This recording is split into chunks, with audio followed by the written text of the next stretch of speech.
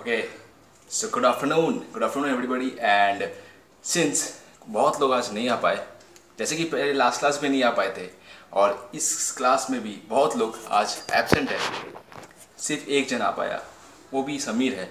But Sameer को ये video बहुत पसंद आएगा और आप सबको भी एक वीडियो बहुत पसंद आएगा, क्योंकि इस वीडियो के द्वारा मैं आपको उस सब बेनिफिट्स प्रोवाइड कर दूंगा जिससे कि आपको ये लिखने के लिए जो मैं लिखवाने वाला हूँ आज, जो टॉपिक आपका कवर अप नहीं हो पाया था। जैसे कि मैंने लास्ट वीडियो में एक भेजा था, उसमें मैंने बहुत कुछ कवर अप करवाया था, but still many things are still left to be done. And since many things are still left to be done, वो चीज़ मैं आज कंप्लीट करवाऊँगा। इस वीडियो में आपको सब कुछ मिलेगा, आप इसको रिवाइंड कर सकते हो, आप इसको फॉरवर्ड कर सकते हो, एट डिपेंड्स अपॉन यू। आप जब मन चाहे जब कर सकते हो और आपको ये बहुत सारा कोई दिक्कत नहीं होगा कि हाँ आपको ये टाइमिंग शूट नहीं कर रहा है, इस टाइमिंग में आपको एग्ज़ाम है। और इस वीडियो के जरिए आप जैसे कि एग्ज़ाम आपका शनिवार को ख़त्म हो रहा है और शनिवार को आप इस वीडियो को, और संडे को आप इस वीडियो को, और मंडे को आप इस वीडियो को, 3 वीडियोस को लगातार देख सकते हो। और जैसे कि आप देख लोगे तो फिर कोई भी चीज़ आपका छूटा नहीं रह जाएगा, और सिंस छूटा नहीं रह जाएगा तो फिर आपका सिलेबस भी कंप्लीट टाइम से टाइम हो पाएगा। क्योंकि होता क्या है कि अगर इस वीडियो को अगर मैं नहीं बनाता, अगर मैं छोड़ता कि उन लोग अपना नहीं करेगा क्लास, चलो बाद में करेंगे, या फिर उसको सिर्फ अकेला करवा देता है, तो काफ़ी हद तक दोनों तरफ से काफ़ी हद तक आप लोग का ही नुकसान होता है। क्यों नुकसान होता है पता है?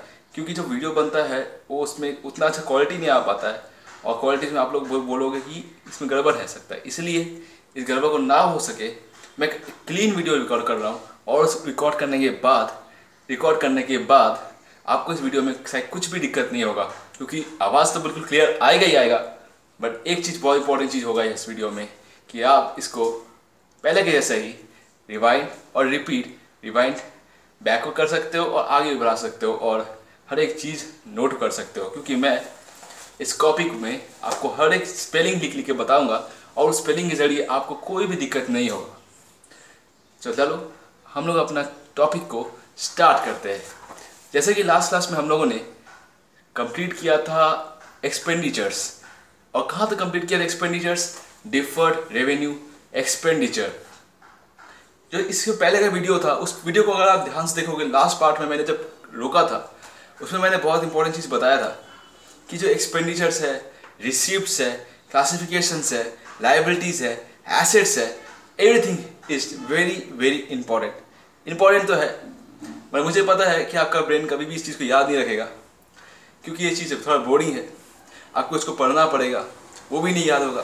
तो आप क्या कर सकते हो, आप मेरा एक वीडियो को देख सकते हो बहुत ध्यान से, क्योंकि इस वीडियो के ज़रिए आपको वो जो चीज़ जो ज़रूरत है आपको पढ़ने के लिए, इस वीडियो के ज़रिए आपको बहुत अच्छे हद तक क्लियर हो जाएगा।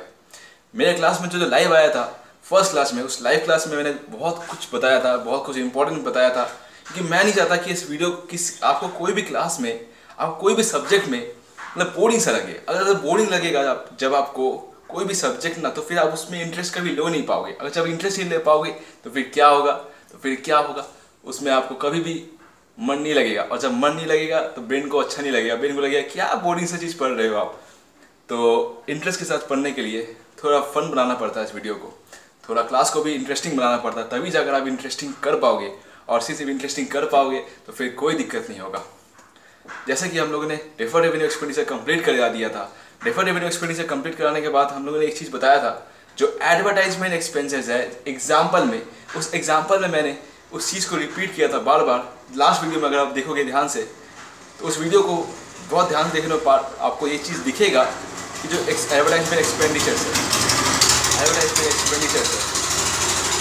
उस एडवर्टाइजमेंट एक्सपेंडिचर में आपको, सॉरी ये नॉइज़ बहुत हद तक ख़राब है ना, आवाज़ को बिल्कुल अच्छा नहीं लगा, लेकिन थोड़ा सा वीडियो में गड़बड़ हुआ होगा इस नॉइज़ की वजह से। बट आपको इसको नॉइज़ को इग्नोर कर देना है, बिल्कुल इग्नोर कर देना है, और इस वीडियो को बहुत गहराई से देखना है, क्योंकि हम जब स्टार्ट करने वाले हैं वो रेवेन्यू एक्सपेंडिचर का बाद वाला टॉपिक है। एक्सपेंडिचर क्या करवाया मैंने? एक्सपेंडिचर मैंने करवाया था, पहला चीज़ कैपिटल एक्सपेंडिचर, दूसरा चीज़ है रेवेन्यू एक्सपेंडिचर, और तीसरा चीज़ तो थर्ड रोमन पॉइंट देखकर मैंने करवाया था, वो था deferred revenue expenditure. Deferred revenue expenditure का एग्जाम्पल जो था वो था एडवर्टाइजमेंट एक्सपेंडिचर्स। एडवर्टाइजमेंट एक्सपेंसेस जो हम लोगों ने किया है, खर्चा किया उसका ऊपर। उसके बाद एक्सपेंस भी करवाया था, एक्सपेंस जो कि रेवेन्यू एक्सपेंडिचर से काफ़ी हद तक मिलता जुलता है। उसके बाद और भी टॉपिक्स है जो कि अभी मैं स्टार्ट करूँगा। तो सिंस अब हमारा इंट्रोडक्शन खत्म हो गया है, तो इंट्रोडक्शन में मैं एक और पॉइंट ऐड कर देना चाहता हूँ कि कैपिटल एक्सपेंडिचर और रेवेन्यू एक्सपेंडिचर दोनों अलग अलग चीज़ है। कैपिटल एक्सपेंडिचर वो एक्सपेंडिचर होता है जिसमें आपको जिस एक्सपेंडिचर को करके आपको जो बेनिफिट होता है वो 1 से ज़्यादा साल तक मिलता है। वो परमानेंट इन नेचर होता है। टीवी, फ्रिज, ये तो हमारा इंडिविजुअल में आ गया। बट अगर आप किसी और चीज़ में जाओगे, फैक्ट्रीज में जाओगे, तो उस फैक्ट्रीज में आपको क्या दिखेगा?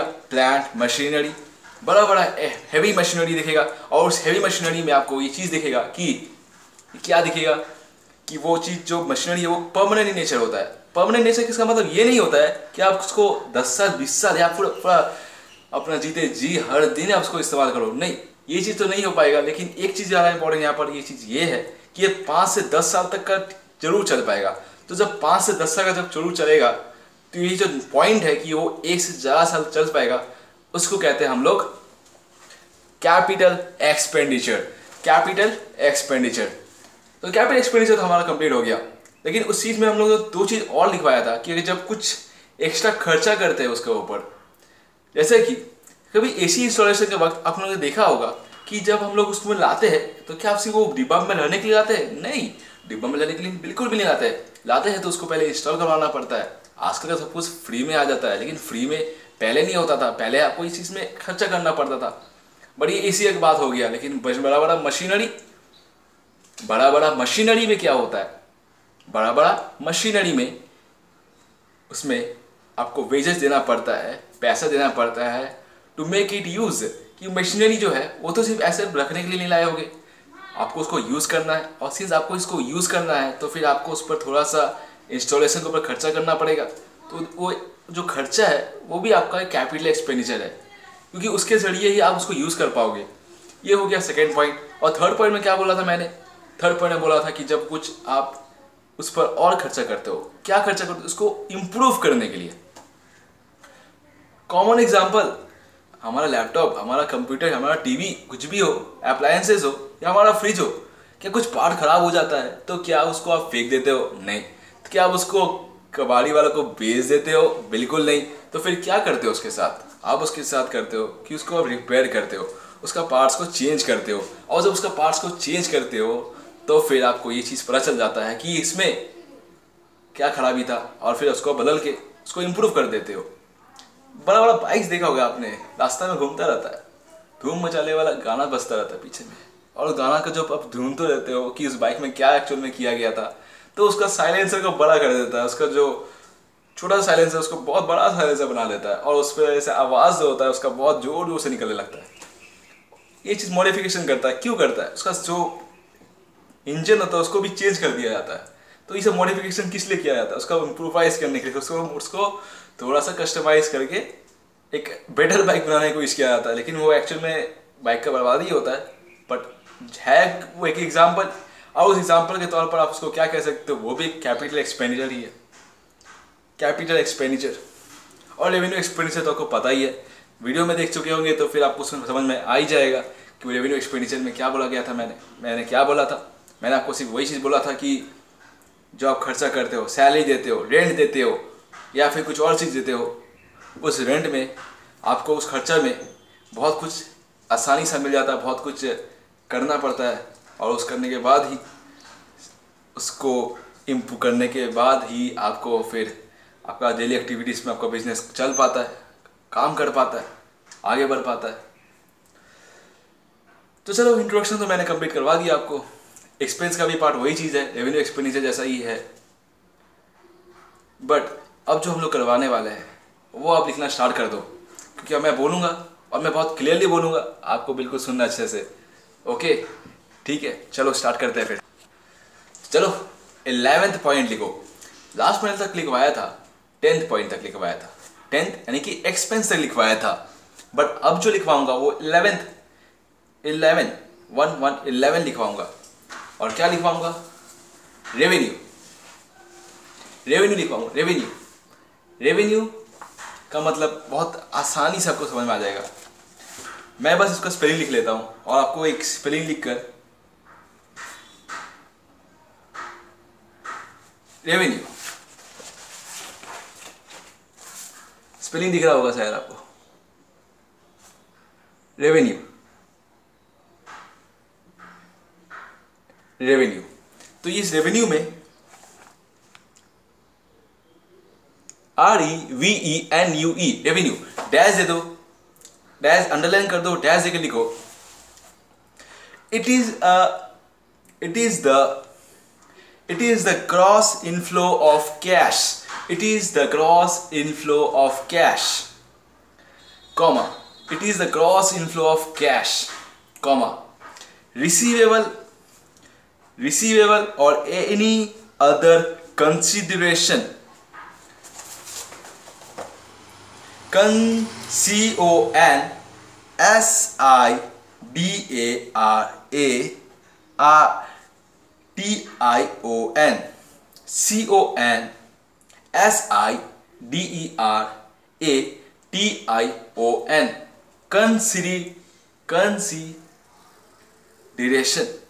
consideration,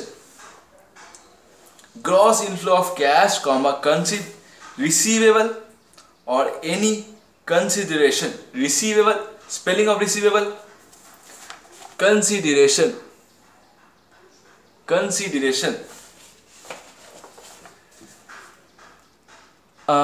दिख क्या होगा, consideration,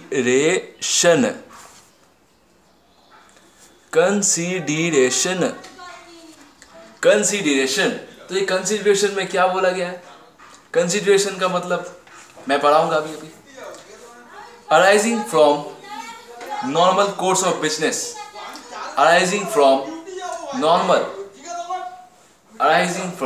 normal course of business activities, normal course, normal का पता है स्पेलिंग, कोर्स का पता है spelling, of business activities, that is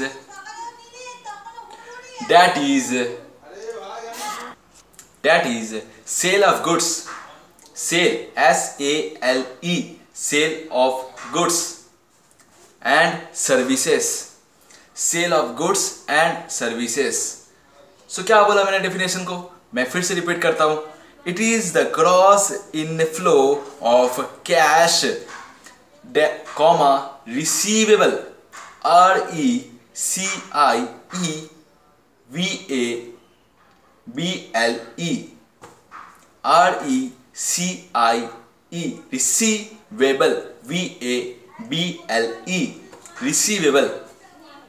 receivable or consideration or any other consideration arising from normal course of business activities, normal course of business activities, that is sale of goods and services। Business में क्या होता है? Business में सिर्फ sale of goods and services होता है और कुछ भी नहीं होता है। सर्विसेज बेचते हो या फिर आप प्रोडक्ट्स बेचते हो, गुड्स बेचते हो, ये चीज़ बेचते हो।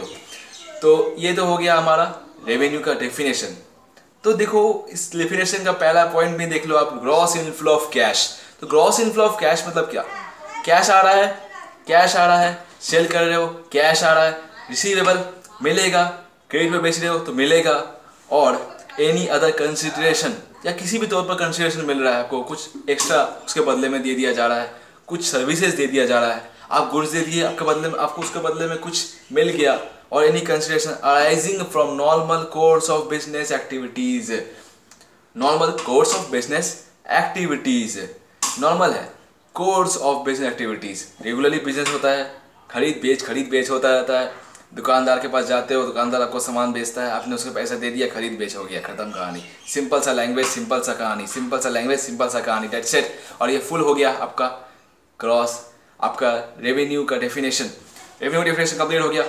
चलो अब हम लोग चलते हैं अपना 12th नंबर में, 12 eight is income profit. Income slash दे दो, इनकम स्लैश दे दो, प्रॉफिट,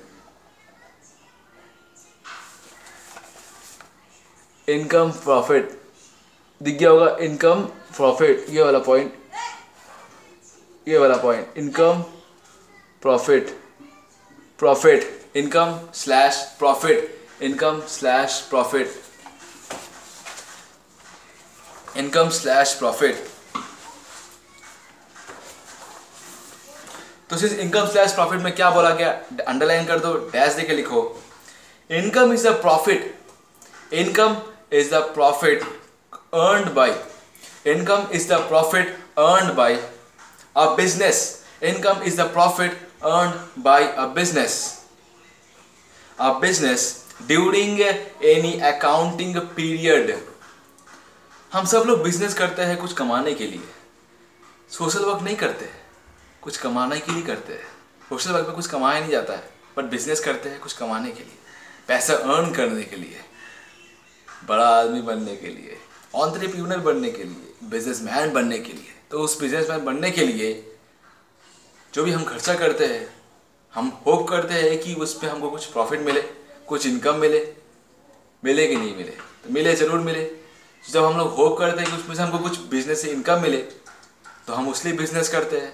तो इस लैंग्वेज का मतलब यही हो गया ना कि income is the profit earn by a business during any accounting period which is the excess of revenue during any accounting period, जनवरी 1 से लेकर या फिर दिसंबर 31 फाइनेंशियल ईयर से हो गया, या फिर अप्रैल 1 से लेकर मार्च 31, अप्रैल 1 से लेकर मार्च 31,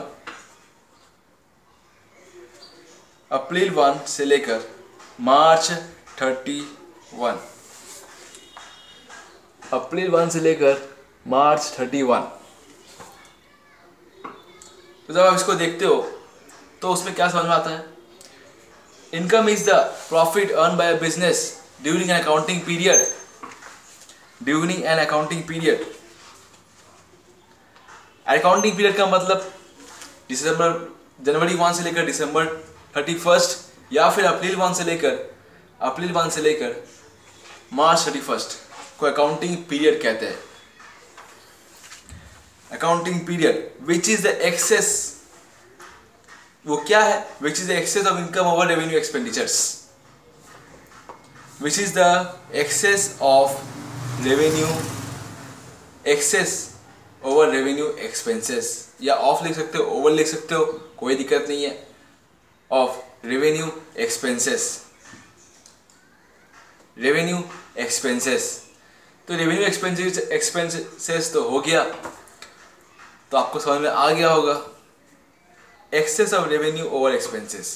इतना हमने खर्चा किया, उसके बदले में आपको ज़्यादा इनकम मिला, वो जो पार्ट है, वो जो डिफरेंस है, वही तो आपका इनकम है। प्रॉफिट किसे कहते हैं, 10 का माल 12 रुपये में बेचकर तो 2 रुपये मुझे मिला, वो 2 रुपये क्या है, वो तो मेरा प्रॉफिट है, वही तो मेरा प्रॉफिट है। क्यों, क्लियर हुआ कि बात नहीं हुआ, वही तो मेरा प्रॉफिट है। और हेंस सिंस वही मेरा प्रॉफिट है, तो फिर उसे क्या कहते हैं, income slash profit, income slash profit. 15 number 15 number लिखो, लॉस। लॉस बहुत बड़ा वर्ड है, लॉस। जब ऐसा चीज होता है ना, तो बहुत हद तक आपका दिल धक धक धक धक धक धक धक धक धक करता है, धक धक धक। बट ये लॉस होता भी हमारे गलती की वजह से ही होता है। हमारी गलती, आउटसाइडर्स के गलती, कुछ भी बाहर के प्रॉब्लम, अंदर का प्रॉब्लम, कोरोना में पैंडेमिक आ गया, बिजनेस बंद हो गया, लॉस हो गया। तो इस तरीके की चीज़ की वजह से भी लॉस होता है। और जब चीज़ की वजह से लॉस होता है ना, तो फिर उसको रिकवर भी करना पड़ता है। तो वो तो हम लोग करेंगे, ज़रूर करेंगे। लेकिन इसका डेफिनेशन क्या होता है, चलो लिखते हैं इसका डेफिनेशन, और इसको लिख करने के बाद ही आप लोगों को समझ में आएगा कि लॉस में पूरा डेफिनेशन इसका क्या है। So it is excess of expense over revenue. Simple language में बोलेंगे हम लोग, सिंपल लैंग्वेज में बोले तो it is an excess of expense, it is an excess of expense over revenue for an accounting period, for an accounting period. So since it is an excess of expense over revenue for an accounting period, full stop दे दो, फिर लिखो if an expense fails to provide any benefit. देखो अब हम लोग जो लिखने वाले हैं उसको लिखने के बाद आपको क्लियरली समझ में आ जाएगा कि लॉस एक्चुअल में होता क्या है. if an expense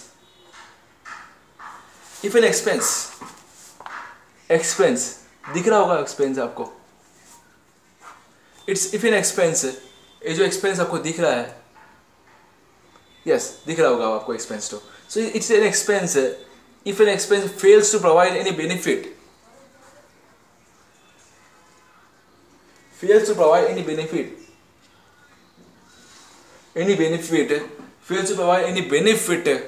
तो उसका क्या होता है? if an expense fails to provide any benefit, तो उसका होता है लॉस, क्योंकि उससे कुछ मिला तो नहीं. then also it is called loss. And since it fails to provide any benefit, it is also called as loss. तो इसको और इलैबोरेट करके हम लोग सीखेंगे. क्या सीखेंगे? इसको और अगर इलैबोरेट करते हैं तो हम लोग ये सीखते हैं कि फॉर एग्जाम्पल लिखते हैं, जैसे कि गुड्स डिस्ट्रॉयड बाय फायर, ये भी लॉस है. This is also a loss. Goods destroyed by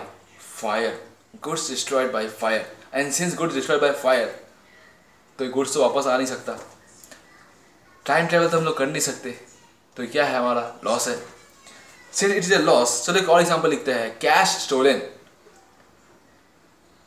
पैसा चोरी हो गया, ये भी लॉस है हमारा, एक्सेट्रा. तो these are examples. Common example है गुड डिस्ट्रॉयड बाय फायर या कैश स्टोलन.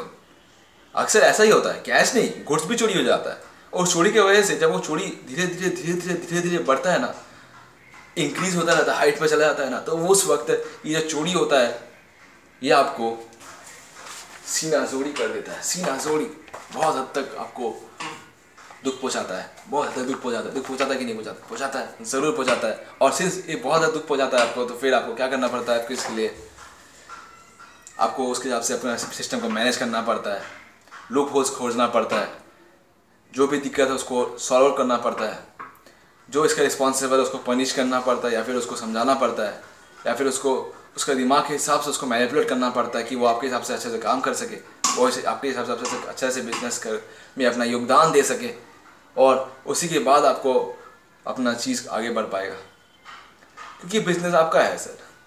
काम करने वाले एम्प्लॉयज़ भले ही आपके ऊपर निर्भर है, आप उससे सैलरी देते हो, लेकिन बिजनेस में नुकसान और कब जो होता है वो उसका सारा बेयर आपको ही लेना पड़ता है, क्योंकि बिजनेस आपका ही है सर. ये आपको बहुत कॉमन एग्जांपल मिलेगा. तो एक और चीज़ लिख लो. लॉस में also arise from non recurring transaction. देखो रिकरिंग का स्पेलिंग तुमको पता होगा, मैंने लास्ट क्लास का जो वीडियो में उसमें लिखवा दिया था. ट्रांजैक्शन का स्पेलिंग भी पता होगा, क्योंकि वो भी मैंने लास्ट क्लास का वीडियो में बता दिया था. इncidental to business from non-recurring transactions. incidental to business, क्या बोला मैंने? incidental to business such as loss on sale of fixed assets. या तो मैंने एक चीज़ बताया था आपको कि फिक्स एसेट हर दिन बिकता नहीं है, तो वो नॉन रिकरिंग है. सिंस वो हर दिन बिकता नहीं है, कैपिटल रिसिप्ट में बताया था मैंने. रेवेन्यू रिसिप्ट तो हर दिन होता है, बट कैपिटल रिसिप्ट हर दिन नहीं होता, क्योंकि वो जो एसेट आप बेचते हो वो आप हर दिन नहीं बेचते हो. और इसीलिए उसका एग्जाम्पल भी वैसा ही है कि यह ज़रूरी नहीं है कि लॉस हमेशा रिकरिंग आइटम से या फिर रिकरिंग ट्रांजेक्शन की वजह से ही होता है. लॉस कभी कभार नॉन रिकरिंग जो ट्रांजेक्शन होता है, जैसे कि कैपिटल एसेट को आप बिक्री कर रहे हो, फिक्स एसेट को बिक्री कर रहे हो, वो आपको ज़्यादा दाम पे खरीदा पड़ा था, आज भी ज़्यादा दाम पे खरीद है, लेकिन उसका वैल्यू सिंस आपको जल्दी चाहिए, वो सामने वाला आदमी देने को रेडी नहीं है. और उसके हिसाब से आपको फिर एग्री कर देना पड़ता है और उसको आपको लॉस में दे देना पड़ता है, तो वो भी आपका एक लॉस हो गया और हेंस वो भी आपका एक लॉस हो गया। तो फिर लॉस हो गया। तो क्या ये चीज़ आपको समझ में आया? आई होप आपको ये चीज़ जरूर समझ में आ गया होगा लॉस का मतलब क्या होता है एक्चुअल में। तो सिंस आपको ये चीज़ समझ में आ गया होगा तो चलो लॉस तो कंप्लीट हो गया। अब हम लोग चलते हैं अपना 14th point, that is gain. हर एक अंधेरा के बाद रोशनी जरूर आती है, रात के बाद दिन जरूर होता है और हर अंधेरा के बाद उजाला जरूर होता है। सिंस ये उजाला जरूर होता है तो फिर गेन भी जरूर होता है। Gain, spelling of gain GAIN, GAIN, gain, GAIN, gain,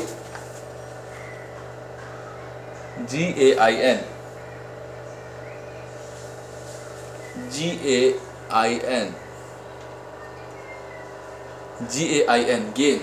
तो सिंस लॉस के बाद गेन जरूर होता है, तो गेन का एग्जांपल क्या है, गेन का डेफिनेशन क्या है? It is an income of regular and non recurring in nature. देखो यहाँ पर गेन दो तरीके का गेन होता है, वो नॉन रिकरिंग भी हो सकता है, कैपिटल बेचा, कम दाम का ऐसे ज़्यादा में बेच दिया, गेन मिल गया। और आपका रेगुलर बिजनेस जो आप करते हो, जो आप सर्विसेज बेचते हो या प्रोडक्ट्स बेचते हो, उसमें भी आप रेगुलरली गेन करते हो कि नहीं करते हो? जरूर करते हो। तो that's what we call as, this is also called as, that is also called as gain only. और सिंस आप उसको गेन ही कहते हो, so it is an income of irregular, it is the income of irregular,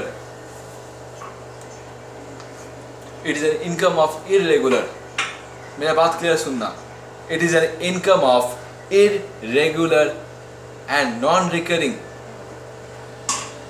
nature and non arising from transaction incidental to business such as profit on sale of fixed asset।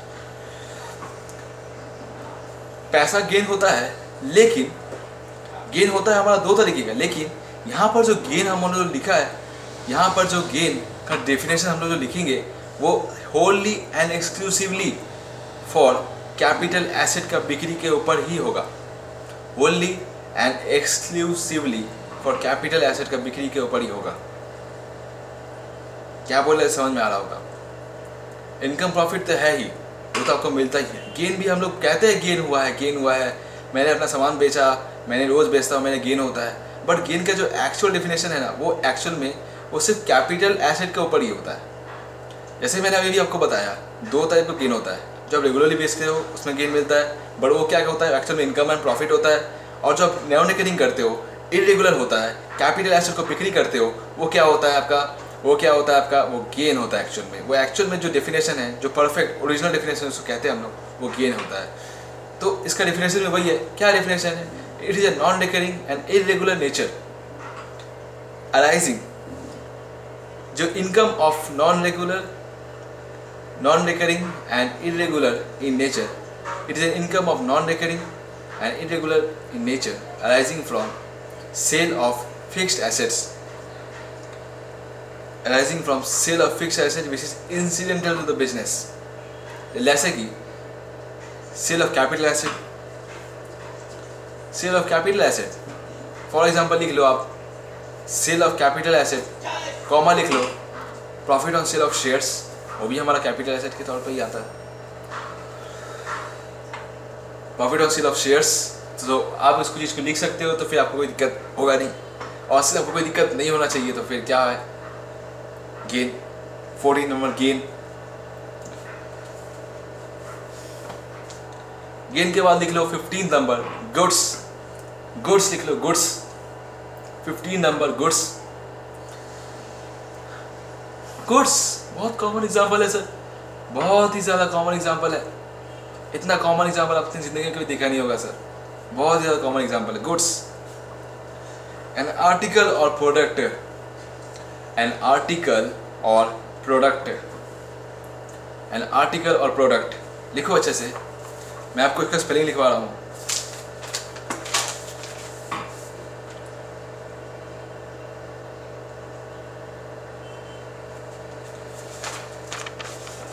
Article, article, article और product, और product, और product, an article और product, an article और product, और purchased, और purchased for the purpose of resale, और purchase for the purpose of resale. देखो देखो रीसेल का वर्ड आया यहाँ पर। ये वही गुड्स है जो हम लोग रेगुलरली बेचते हैं, दुकानदार रोज बेचता है, रोज कंपनी रोज सेल करता है, टेलीकॉम इंडस्ट्रीज बोलो, कोई केमिकल फैक्ट्री बोलो, रोज वो रोज अपना गुड्स को बेचता है, बेचता है, बेचता है। इट्स एन आर्टिकल होता है, कोई एक आर्टिकल होता है। और प्रोडक्ट, एन आर्टिकल और प्रोडक्ट प्रोड्यूस्ड, लिख रहे हो तो ज़रूर लिखना इसको। एन आर्टिकल और प्रोडक्ट प्रोड्यूस्ड, एन आर्टिकल और प्रोडक्ट प्रोड्यूस्ड, और प्रोडक्ट प्रोड्यूस्ड, और परचेज्ड, और purchased for the purpose of, और purchased for the purpose of resale, और purchased for the purpose of resale in the normal course of business, for purpose of resale, for purpose of resale in the normal course of business, for the purpose of resale in the normal course of business, normal course of business, normal course of business. Activities is called goods। और एक और चीज लिख लो, in a normal course of business activity is called goods, और goods और free merchandise, free merchandise,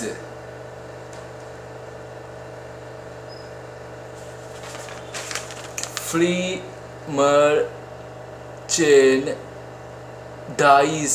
free merchandise, free merchandise, free merchandise, and that's we call as free merchandise और merchandise। बहुत ही कॉमन एग्जाम्पल है, बहुत ही common example है। For example लिख लो, furniture will be the goods. देखो मैं जो बोल रहा हूँ बहुत ध्यान से सुनना। Furniture will be the goods for furniture seller, computer will be, comma लिखो, computer will be the goods for computer seller etcetera. Regularly basis में सेल होता है, रीसेल रीसेल रीसेल, खरीदते हो बेचते हो, प्रोड्यूस करते हो वो भी बेचते हो, खरीदते हो तो भी बेचते हो। That's what we call as goods. Goods complete हो गया। चलो हम लोग 16 पॉइंट में चलते हैं। 16th point that is inventory. Inventory, inventory का स्पेलिंग में लिखवा देता हूं अच्छे से आपको। इन्वेंट्री,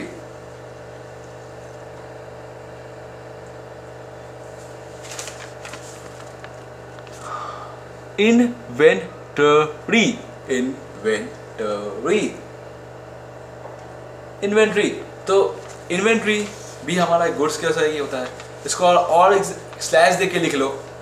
इन्वेंट्री लिखे हो 16th point, inventory slash stock, slash stock underline कर दो, डैश देके लिखो।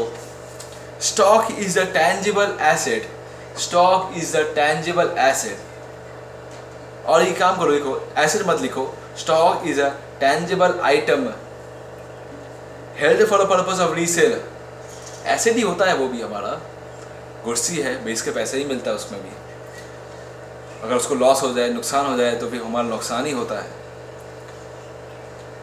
बट लिख लो अच्छे से, stock is the tangible S item, stock is the tangible item. Tangible क्यों? क्योंकि हम उसको देख सकते हैं, that's why tangible, which held for the purpose of resale, held for the purpose of resale for use in production of finished goods meant for resale, full stop. Stock at the beginning of the year. Stock at the beginning of the year is called opening stock, and stock at the end of the year is called closing stock. Stock कैसे बनता है? Goods के बनता है, merchandise से बनता है, और ये स्टॉक होल्ड क्यों किया जाता है? इससे कि हम उसको बेचकर पैसे कमा सके और पैसे कमाकर हम बड़ा आदमी बन सके, बिजनेसमैन बन सके। तो stock is a tangible item which is held for the purpose of the reseller और for use in the production of finish goods. तो ऐसा भी होता है कि कुछ फिनिश गुड्स को प्रोड्यूस करने के लिए दूसरा गुड्स बाहर से मंगवाना पड़ता है और तभी जाकर उस गुड्स को कंप्लीट किया जाता है into a finish goods meant for resale. और सब कुछ रीसेल ही होता है, हम खाते नहीं खुद कर, रीसेल कर देते हैं उसको। रीसेल क्यों करते? खरीद के लाए उस प्रोडक्ट को, उसको अपना प्रोडक्ट में यूज़ किए, रीसेल कर दिए, बेच दिए, रीसेल करके बेच दिए, खरीद के लाए, बेच दिए। दुकानदार क्या करता है? माल खरीद के लाता है, बेच देता है, रीसेल कर देता है। वो कुछ खा नहीं जाता, सब अपने अपने। अब बस्ता आटा, चावल, मैदा, उसको खाना नहीं है, वो उसको रीसेल ही करना है उसको। या फिर आप कोई कंपनी कर देते हो, उसको प्रोडक्शन करते हो, उसको प्रोड्यूस करते हो गुड्स को, और उसको करते हो, खाते नहीं हो और इसको रीसेल कर देते हो। और उसको प्रोड्यूस करने में भी खर्चा लगता है, रॉ मटेरियल लगता है, रॉ मटेरियल बाहर से खरीदते हो, उसको भी खाते नहीं हो, उसमें यूज़ करते हो, फिर दोबारा उसको रीसेल कर देते हो। That is what we call as inventory stock. I hope it is done. I hope it is done. तो जो स्टॉक जो होता है वो आपका बिगिनिंग में रहेगा, जो आपका top of the end of the शुरुआत में स्टार्ट होता है। देखना, कोई भी दुकानदार के पास जाकर देखना, उन लोगों के पास पुराना स्टॉक पड़ा रहता है। वो क्या होता है? वो एक्चुअली ओपनिंग स्टॉक होता है। उस स्टॉक से कभी आपको माल दे देता है खोलकर, बोलता है পুরনো মাল আছে তার জন্য আপনি কম দামে পাচ্ছেন, পুরনো মাল আছে তার জন্য আপনি কম দামে পাচ্ছেন, পুরনো মাল আছে তার জন্য আপনি এই মালগুলো ভালো হবে, এই পুরনো চাল আছে, এই পুরনো মাল আছে, সেই মালগুলো কি হয়? সেটা হয় ওপেনিং স্টক। সিন্স সেটা হয় ওপেনিং স্টক, পড়ে থাকে ওদের কাছে, তারপরে এন্ড অফ দ্য ইয়ার সেটা কি হয়? Closing stock. এটা দোকানদারের তো বোধন হবে না, কিন্তু সেটা আপনি দেখতে পারেন কি বড় বড় কোম্পানি, বড় বড় অর্গানাইজেশনে সেখানে রেকর্ড হয়, সেখানে কোটি টাকার বিজনেস হয়। সিন্স কোটি টাকার বিজনেস হয়, সেখানে আপনাকে ওপেনিং স্টক আর ক্লোজিং স্টক সেটাকে মনে রাখতে হবে, আর ওটাকে অ্যাকাউন্টসে রেকর্ডও করতে হবে। বুঝতে গেলেন? चलो 17 पॉइंट चले गए। 17 पॉइंट दैट इज परचेज। बहुत कॉमन है परचेज।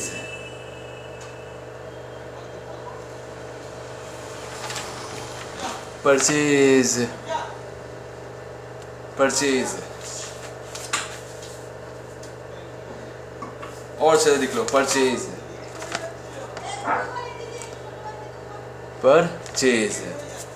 अंडरलाइन कर दो, डैश देके लिखो जल्दी से। It means purchase of goods.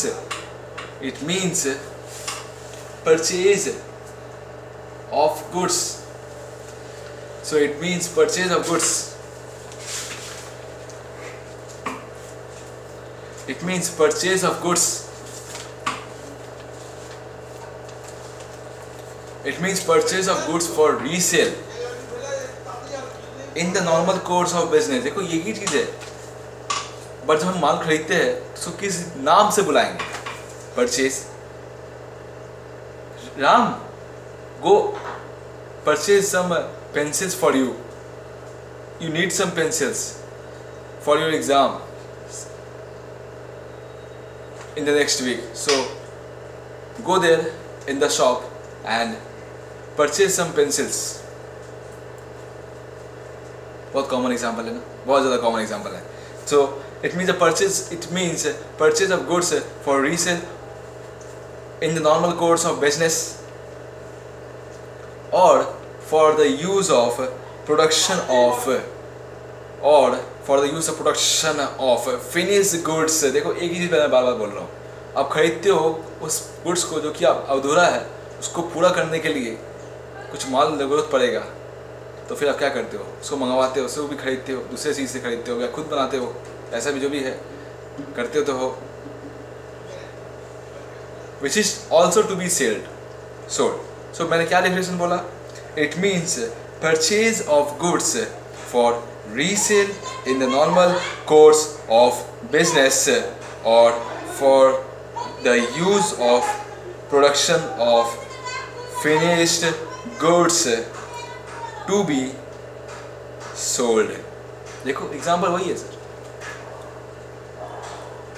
Example वही है, लेकिन एक बात याद रखना, एक और चीज लिख लो, fixed asset is not a purchase, क्योंकि वो परचेज तभी होता है जब उसको आप रेगुलरली यूज बेचते रहते हो, रेगुलरली सेल करते रहते हो, जो कि मैं डिफरेंस में लिख दिया है बार बार, resale resale resale. Normal course of business में फिक्स एसेट सेल नहीं होता है, हर दिन सेल नहीं होता fixed asset. Normal course of business में फिक्स एसेट हर दिन सेल नहीं होता है। क्या सेल होता है, गुड सेल होता है, इन्वेंट्री सेल होता है, स्टॉक सेल होता है। तो उसको परचेज के नाम पर बुला सकते हो कि मैंने परचेज किया, गुड्स परचेज बोल सकते हो, लेकिन फिक्स एसेट परचेज नहीं। जब उसमें आप एंट्री करोगे उसको परचेज नहीं बुला सकते, क्योंकि वो फिक्स एसेट ही है, वो फिक्स एसेट ही है। It is not a purchase item, understood और not, it is not a purchase item. 18 number लिख लो, 18 गुड परचेज हो गया, 19 नंबर परचेज हो गया, सॉरी 17 नंबर हुआ, हम भूल हो गया, 17 नंबर परचेज हो गया। अब लिखो 18 नंबर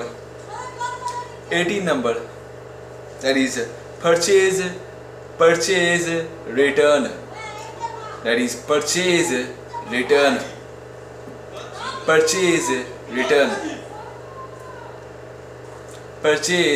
रिटर्न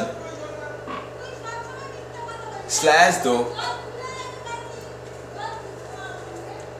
लिखो return outward,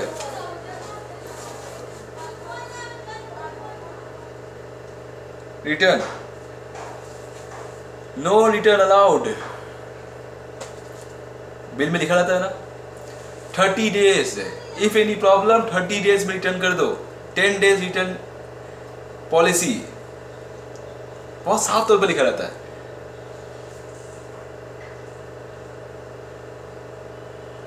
purchase return slash return outward, देखो रिटर्न आउटवर्ड मैंने स्पेलिंग में लिख दिया आपके लिए, रिटर्न आउटवर्ड, देखो ध्यान से देखो अच्छे से,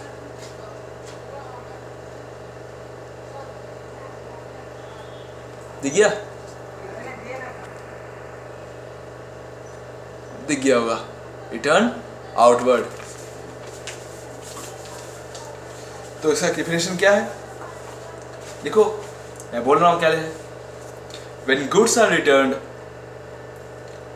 स्लैश देकर लिखो, जैसे मैंने बोला था ना, स्लैश देकर रिटर्न आउटवर्ड लिख लिए, अंडरलाइन कर दो, डैश देकर लिखो, when goods are returned out of purchase due to any reason like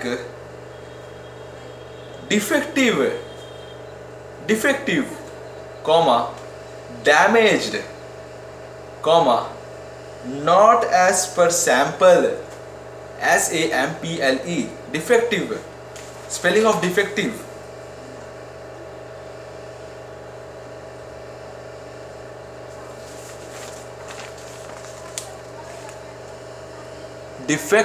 spelling of defective, खराब गुड्स दे दिया आपको, एक्सपायर्ड माल दे दिया आपको। दुकानदारों के पास गए, आपने कोई लेस या चिप्स का पैकेट खरीदा, बिस्कुट का पैकेट खरीद, देखा उसका गुड्स तो, उसका बिस्कुट तो एक्सपायर्ड हो गया है।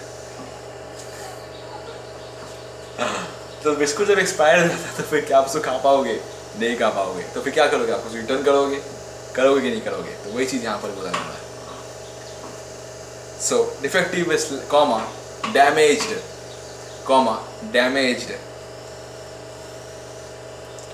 Comma not as per sample. देखो गुड्स जब बेचा जाता है ना, उससे पहले आपको सैंपल दिखाया जाता है। देखिए ये हमारा चावल है, इस चावल को आप देख जाइए, देखिए इसको चावल को देखिएगा और बहुत बढ़िया चावल है, इसको एक बार खा के देखिए, सैंपल खा के देखिए, हाफ किलो ले जाइए और 200 ग्राम ले जाइए या 300 ग्राम ले जाइए और खा के देखिए और फिर हमको बताइएगा कि कैसा लगा चावल, और फिर जाकर आप उसको 15 किलो या 20 किलो या पूरा बस्ता ले जा सकते हैं। क्लियर हो गया होगा। Then it is called as purchase return और रिटर्न आउटवर्ड। क्लियर हो गया होगा। 19 number sales. 19 number sales. Sales क्या होता है? सेल्स क्या होता है? सो सेल्स आपको पता चला होगा ये कि बहुत कॉमन एग्जांपल है। सेल सेल सेल लगे है 50% ऑफ, सेल लगा है 50% ऑफ, धमाकेदार सेल, जल्दी जल्दी करो, हरी अप करो, तो फिर ये सेल ख़त्म हो जाएगा। सेल लगे है, सेल सेल अंडरलाइन कर दो, डैश देके लिखो। Transfer of goods and services. Transfer TRANSFER, transfer of goods and services। Transfer of goods and services। Transfer of goods and services in the normal course of business। In the normal course of business for some price consideration। For some price consideration। Consideration का spelling मैंने भी बताया, rewind करके देख लो। कुछ भी दिक्कत हो रिवाइंड कर लो, दोबारा सुनो, रिवाइंड कर लो, दोबारा सुनो। Price consideration which will generate revenue, which will generate revenue, which is called as sales। Which will generate revenue, which is called as